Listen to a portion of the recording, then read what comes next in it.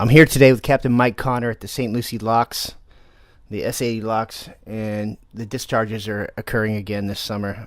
It looks horrible, horrific, smells putrid. Let the video be your judge. This is a Tropical Farms retrofit in western Martin County. This thing takes off the first inch of heavy rainfall from all the streets in the area of Tropical Farms, brings underground into settling ponds where it settles out all the solids. From there, the water comes through physical baffles and down this long corridor into Phipps Park in this case, a lot of vegetation which further cleans the water.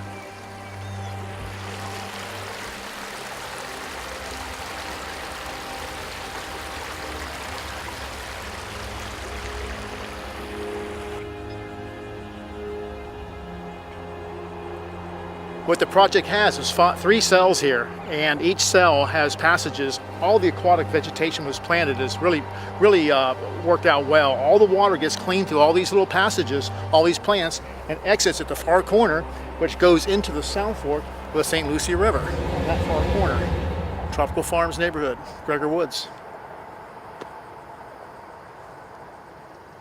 Yeah, and you know, right next to this project, which is paid for by taxpayer dollars, you have the South Fork. It's about 75 yards apart, and the ironic part is, right now, as this water is being cleaned by our local rain, our local runoff, this river is being just destroyed by the C-44 water. You can see the bubbles and the foam from all the nutrients in the water.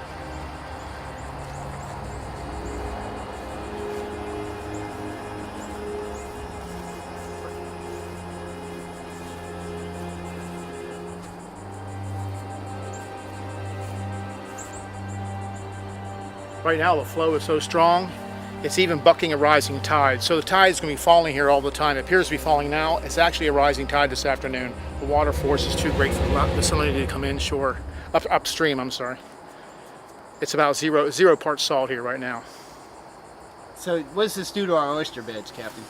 Well, once it gets under 10 for a period of 3 to 4 to 5 weeks, it pretty much kills the oysters. This is 0 here. It's 1% at Layton Park the last week.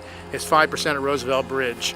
And all the oysters they installed, the spat that may have attached by now, it's in perilous trouble right now. Yeah, prime it. I'm here with Captain Mike Connor. We're at the St. Lucie locks. Not only is this an ecological disaster, it's an economic disaster going on as well. I'll let Captain Connor talk to you about it.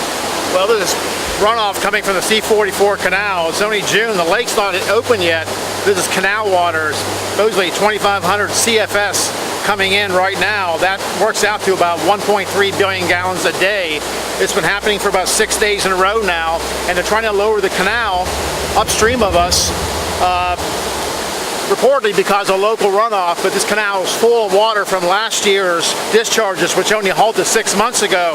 So this is lake water. The discharges are triggered by the heavy rainfall locally. They need to get the canal down because the lake is coming.